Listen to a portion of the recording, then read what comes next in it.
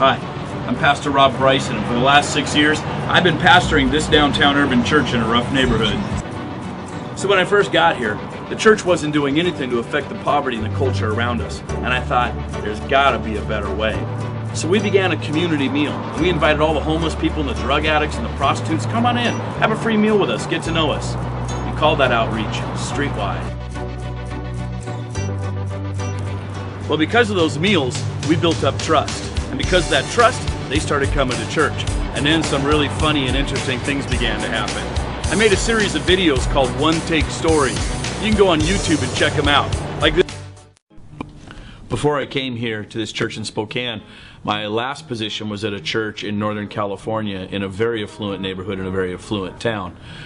And there, my prayer life consisted of, Lord, please help us sell our building for $5 million and move into the new building for $10 million. And he did.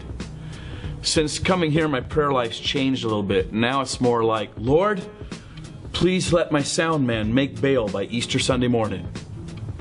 He didn't. Well, what we learned is that a lot of people thought the work with the poor was really noble and outstanding. But we couldn't grow the church because nobody wanted to come down here because all those poor people were hanging around. And we thought, there's got to be a better way. So this is the way the church mostly works in America. You put on a really good Sunday morning event. Top-notch music, thought-provoking speaking, great facilities, and that draws a crowd. And then when the crowd's there, they give you whatever they feel like giving you. And that financially supports the whole thing. But you know what? That doesn't work in poverty church. And I thought to myself, there's got to be a better way. So what we found as we began to help people was that the climb out of extreme poverty is a difficult and long road. And it required an awful lot of personal care and time management and decision-making help. We would see 150 people every week come to our meals. 30 or 40 of them would come to church regularly, and of those, maybe 10 or 12 would get their life back. And that usually meant moving out of downtown and away from our church in order to get healthy. And we thought, there's got to be a better way.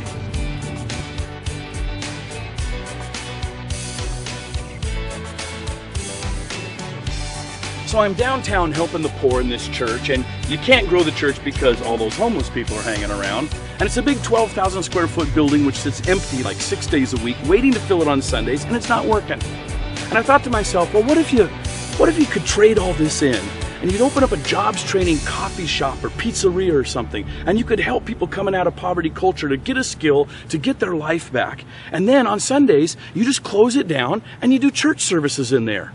And guess what? We found this place.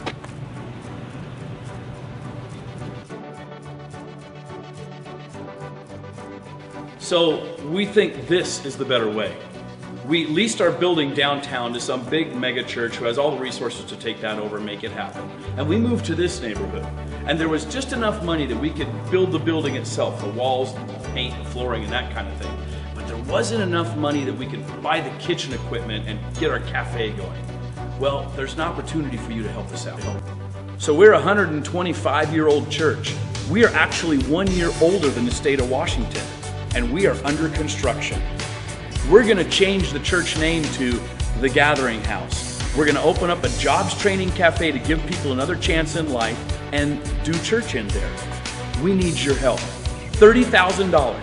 $15,000 buys kitchen equipment, $15,000 for startup costs of labor and permits and those kinds of things, and we can make this happen.